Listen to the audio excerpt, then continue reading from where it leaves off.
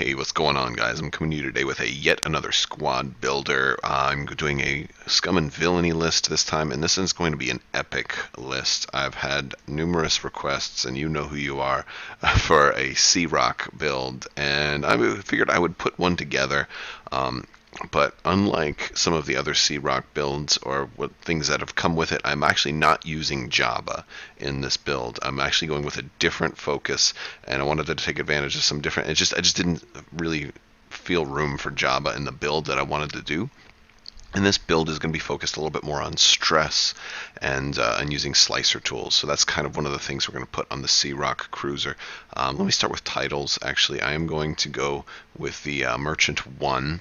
And particularly because I want the extra crew, because I'm going to be doing a lot of interesting things with this one. I am going to be using the the slicer tools on this one, because I'm going to be having a couple of things to hand out some stress, so this will be one particular way that that I can cause extra damage, because one of the problems with Epic right now for Scum is they only have this one ship, and it's not particularly a gunship. The Rebels have, you know, the Corvette, and the Empires have the Corvette as well, the Raider.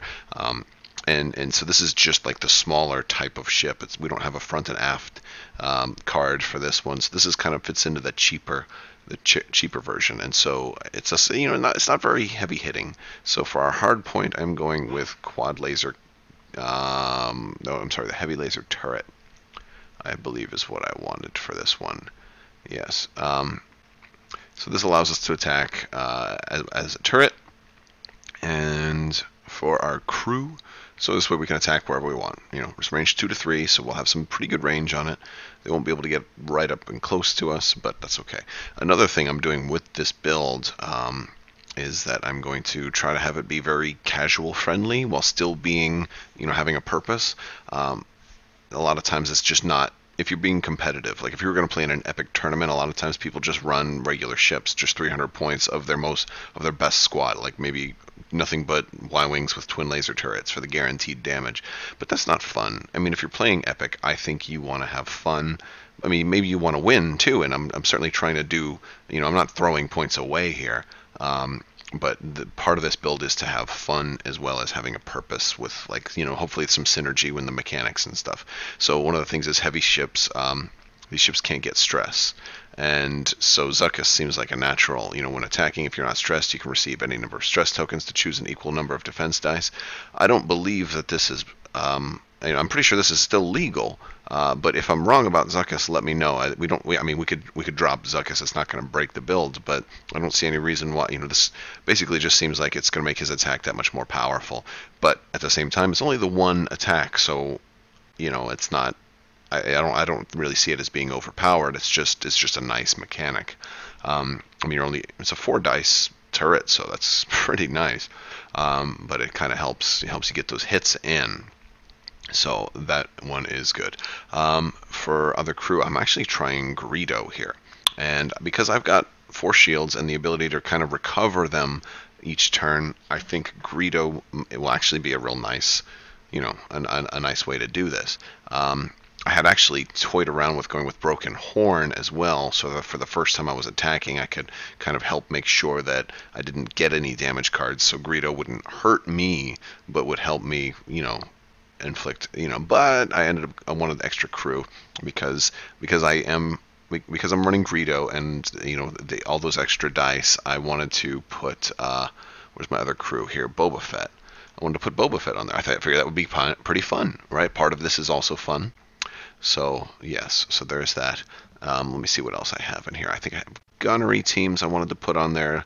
It will, you know, help correct, because we don't have a whole lot of, if I didn't get to a target lock or whatever, it's just nice, you know, extra chances of getting damage through. And I don't really need the crits. A regular hit will still deal a face up.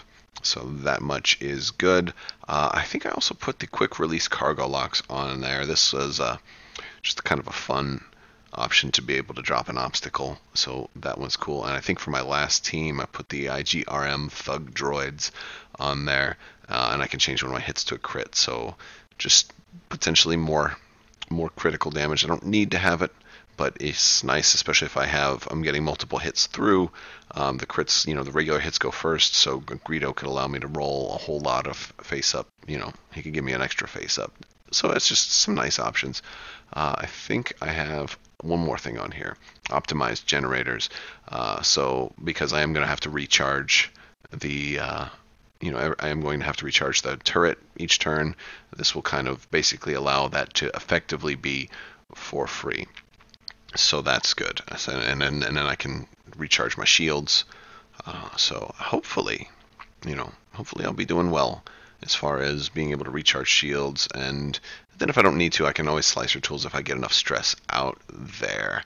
So that's good. All right, so now let's look at the other ships. Now, one of the things I like to do a lot of times when I'm flying Epic, I like to do groups of the same type of ship. So if I'm flying Imperial, like I'll do like 3 TIE Interceptors together, or 3 TIE Phantoms, which is actually really fun because a lot of attack dice, or like little flight groups, or little squadrons. But in this case, because I don't think that's thematic for Scum, unless I was doing a Black Sun list, I don't, I'd rather have a Scum fleet on the table that's all different stuff. So I don't want any duplicate ships.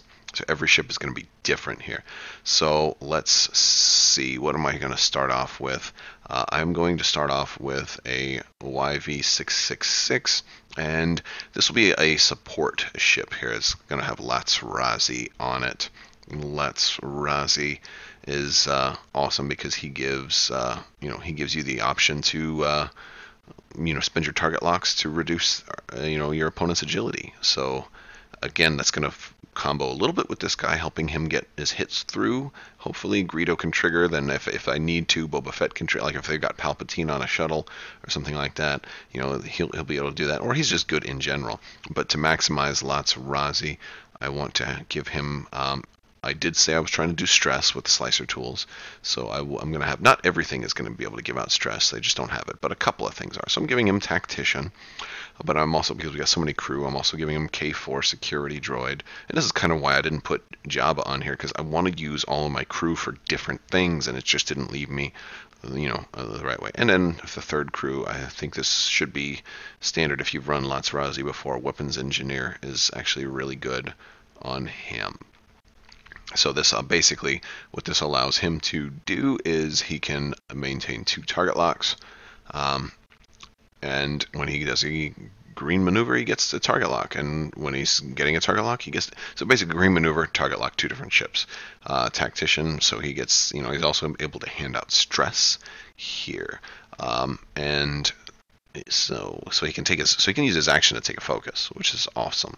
Or if he needs to, if he couldn't do a green maneuver, he can just use his, if he did white, he can take a target lock. Let's see, what do I want? I'll give him maneuvering fins, because it's just a nice, nice option to have, and it's cheap. And I am giving him the Houndstooth in case they go after him. I'll still have his support, because even in a Z95, he can still do target locks, so that'll be fun. So that will work with him. Next is Asajj. I'm going to put Asajj and a Lancer for the stress. So she's also going to hand out stress. I will give her the Shadowcaster title as well, so maybe we'll mess with people a little bit more with the tractor beam. And for Illicit, I will give her Black Market Slicer tools. Although depending on how many copies of slicer tools you have, you can also give one to Latz-Razi. So that's an option.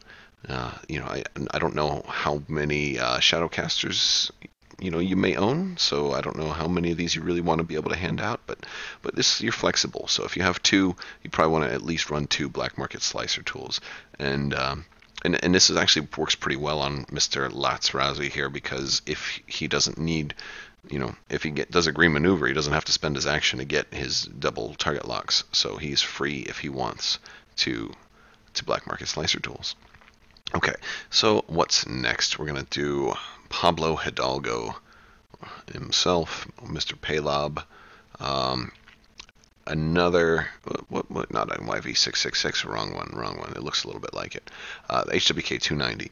Okay, so we'll put Paylob on here. Paylob, I hate going up against Paylob, but he's my only twin laser turret, in this build, so I'm not flooding it. I'm having diversity. I think he may be my only turret of any. Well, I guess the C-ROC has a turret also. But yes, but I'm doing something cool with Paylob here, so I'm going to give him. I haven't really used this with a whole lot of effectiveness yet, but I think Trick Shot will work really good in Epic with the C-ROC, with the twin laser turret, because if I fly him like behind the C-ROC or near the C-ROC, and he's shot, he's doing through because the huge ships will obstruct attacks.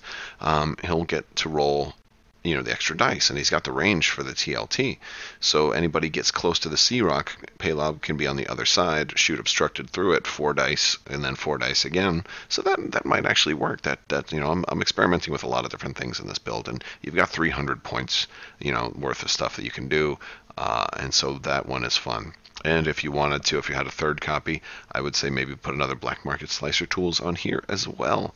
But I'll leave it off for right now because I don't think too many people have 3 Lancers. But maybe. What does that even come with? Does it only come with the Lancer? Or Shadowcaster, rather? It looks like it only comes with the Shadow. I don't remember how many copies of it come in there. So what the heck? I'll put one on there for the heck of it. You can borrow one from somebody. Okay. I don't have that many copies, I don't think. Let's see. All right, so now let's get into some of our heavy hitters. We've got a lot of support stuff, and we're giving out some stress. So, I've got one more guy to give out stress, and he's a hybrid because he's also a little bit of a heavy hitter. It's a ship I don't hardly ever use, and I don't see used that much, but we're going to run Forlom because we already have Zuckuss up there.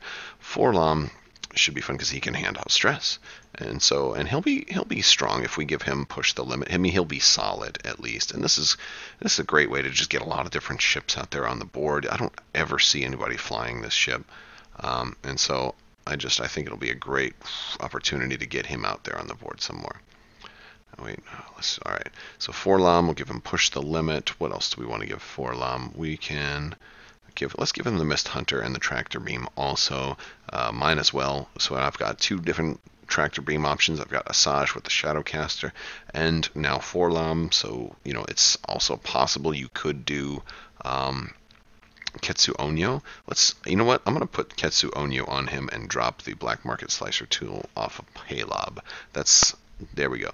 So we can, you know what? Ketsu would work better on Asajj, actually, because she's going to have more firing arcs there. So let's do that. Okay, that makes more sense. I could put it on Latsrazi too, because firing arcs are bigger on those 2 ships, and it doesn't make as much sense to put it on just a little Forlom here. Unless, of course, I want to make him more of an appealing target for you to go after first. But with his 1 agility, I think he's got 4. He's 4 shields and 4 hull. He's not too shabby. All right, so what else do we have on him? I think that's... you know what? I was going to give him... Let's give him instead... let's give him Breach Specialist. So this way, if he's dealt a face-up damage card, I can... Wait, I can't give him that.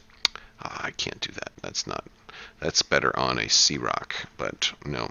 I thought that was going to help him. So, honestly, I think I don't... what about Inspiring Recruit? When a friendly ship removes a stress... I'll leave it blank for now. I'll come back because I think I have a floating point right now and I kind of want to spend it. But let's wait until this build is done and then we can come back and see where we might want to put that floating point. All right, so that's how Forlom is going to be right now. He's a heavier hitter. Honestly, just about everything here is a heavy hitter to begin with. Latsrazi's support, but he's still 3 attack, and he can take a focus. Asajj's got 2 different firing arcs, 3 attack. She's good.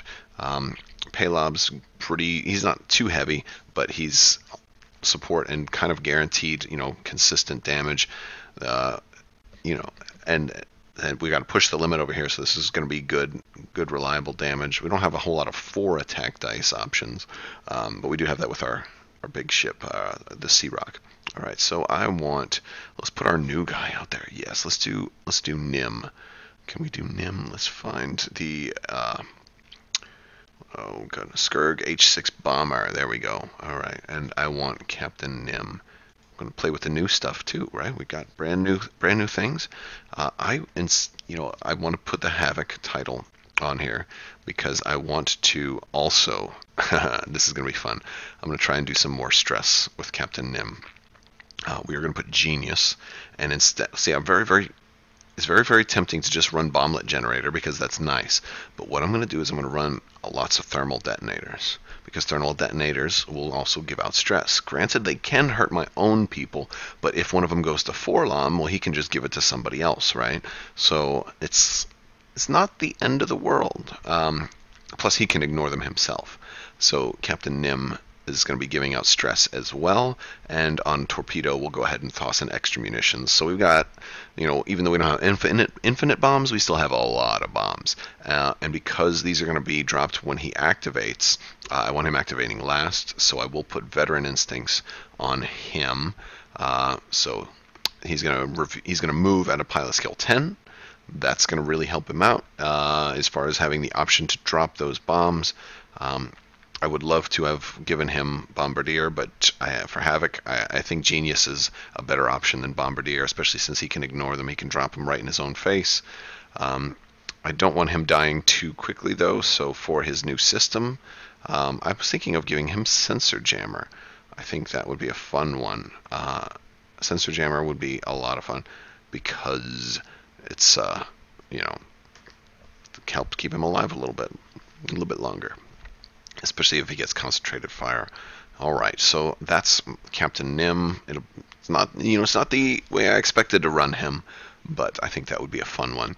Let's take a look. What else am I going to run? Oh, let's put one of my favorite. We need some more heavy hitters, right?